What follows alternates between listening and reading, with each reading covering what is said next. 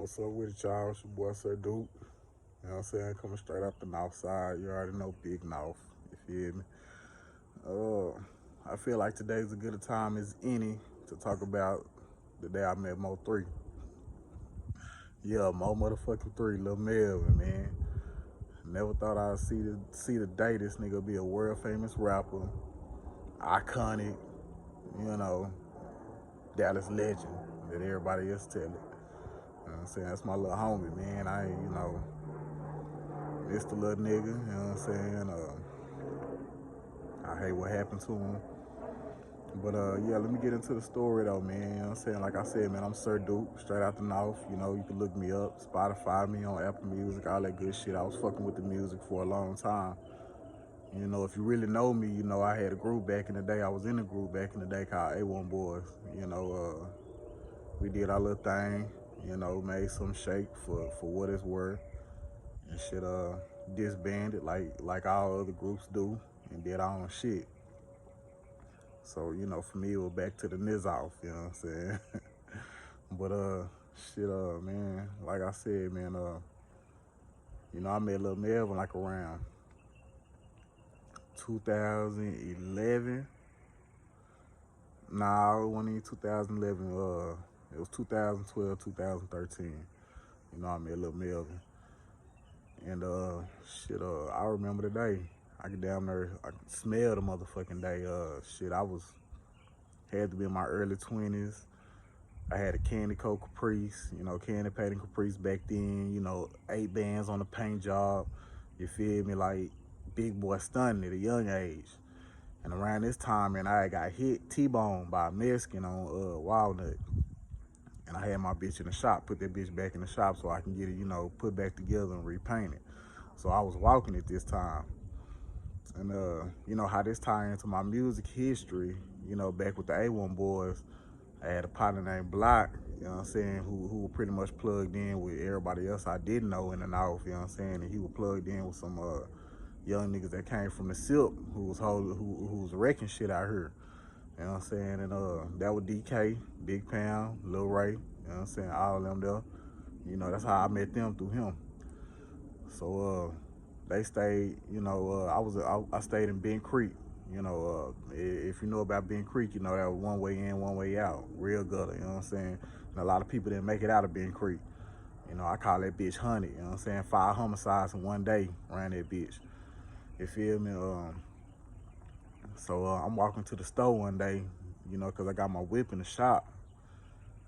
And I run into DK now, you know what I'm saying? DK sliding, and I want to say like a green Expedition or Suburban. It was one of them.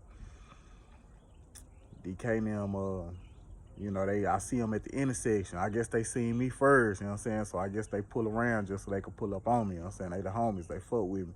You know, DK like my little brother, you know what I'm saying? Look out for him just like how I look out for Pam now, you know what I'm saying? With my niggas. Shit, so boom, DK, you know, I see DK on the car. I see this green, you know, Suburban Expedition or whatever on the corner. I'm walking, you know what I'm saying? He dropped the windows. He like, what's up, dude? Woo. You know what I'm saying? And I'm looking, I'm like, who these niggas is? And I look a little closer. DK, I'm like, oh, what's up, my nigga? So boom. I want to say 3 was in the passenger seat. He had to be in the passenger because I reached over him and I shook up DK. You know what I'm saying? Because I hadn't seen DK in a little minute. You know what I'm saying? I said, damn, bitch, you got big. Because DK was getting big on the nigga. You know what I'm saying? You know, he a big-ass little nigga. You know what I'm talking about? And Lil Ray now was in the back, say what's up to him. So, you know, Lil Melvin was in the front. So, you know, I'm chopping game with them, you know what I'm saying? That's just the type of nigga I'm is. If I don't know you from a can of paint, I ain't gonna say shit to you, you know what I'm saying? So, I wasn't handling 3 no type of way. I was just, you know, I was doing the module, you feel me? Doing the usual. So, shit, you know, I ain't pay him no mind then, you know, when I first met him, when I first seen him. And, you know, we chopped game, and I told him what happened to the whip, told him I got it in the shop, I'm finna get it put back together, because he sure asked about it, because I had one of the hardest slabs out here in the North at a young age. So shit, you know, we go our separate ways or whatever. You know, I can remember I made some recommendations about where to eat at, because I'm like, I'm finna go grab something to eat, you know what I'm saying? We chopped game a little bit on the corner, you know what I'm saying, and kept it pushing.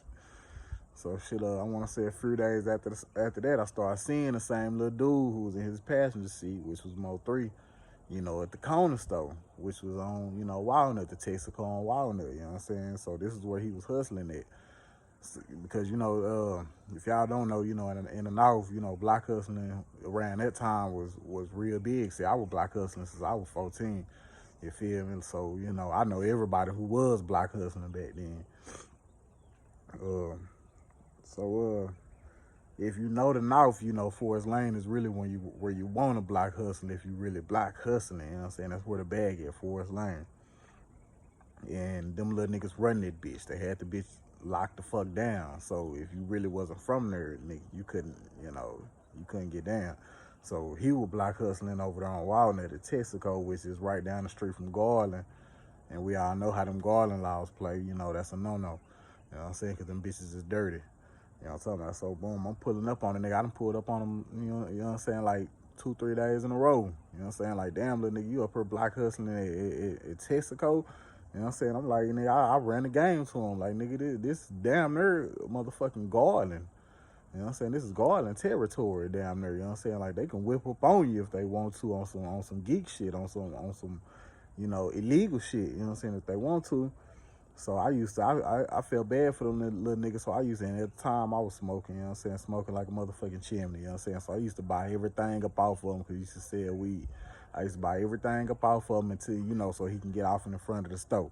You know what I'm saying? Whether he had, you know what I'm saying, if he had a zip left, bitch, give me the zip. You know what I'm saying? Boom, you get him off in front of the store. Long because I looked out for him because I consider him a little brother because I seen him around DK now.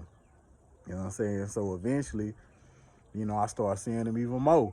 You know what I'm saying? My nigga Ghost, he brought him to the studio one day. You know what I'm saying? Ghost was fucking with me when I had, you know what I'm saying, I started getting that drink in. And, Ghost was fucking with me on that drink and shit. Ghost knew I was fucking with the music. So when Ghost used to try to hit me for that drink, I used to be like, shit, just give me a verse and you know what I'm saying, I'll throw you something. I'll look out for you. So Ghost was like, big. Ghost came to the studio. And he used to be around Ghost. If you listen to his music, he shout out Ghost. You know what I'm saying? I forgot what song it is, but when I tap back in, I'm gonna let y'all know what song it was. So, he tap in. Ghost check in with me. He tap in with me, and he drop verses for me. You know what I'm saying? And I throw him some drink. You know what I'm saying? And we been and did a song, but 3 used to come with him to my studio all the time. You know what I'm saying? Every time he come fuck with me, I used to let 3 in with his little pistol and everything. You know what I'm saying? Like 3 wasn't no hoe. The nigga was never, little nigga ain't never been no hoe. I promise you that. You know what I'm saying? Little nigga drop some, you know what I'm saying? On the set, he'll drop some, you know what I'm saying? Little nigga, you feel me? So, I always fuck with him, but the nigga was always wild, and every time I ran into him, he'd have his shirt off in front of the stove, just outlandish, just cocky little nigga, you know what I'm saying? Never thought this nigga would be a world famous rapper. Didn't even know the little nigga rap, to be honest with y'all, you know what I'm saying? So shit, after a while, I started seeing a little nigga, man. I got comfortable with having a little nigga around. I keep a bunch of shooters around me. I was comfortable like that, especially when I was, in them streets in the North, because anything can happen at any given motherfucking time. It was very unpredictable, you know what I'm saying, around that time. So, eventually, I started getting used to seeing a little nigga around the North, you know what I'm saying, fucking with him. He'll run up on me. What's up, big bro? What's up? What you got going? We'll shoot the shit. Then all of a sudden, you know what I'm saying, the nigga disappeared.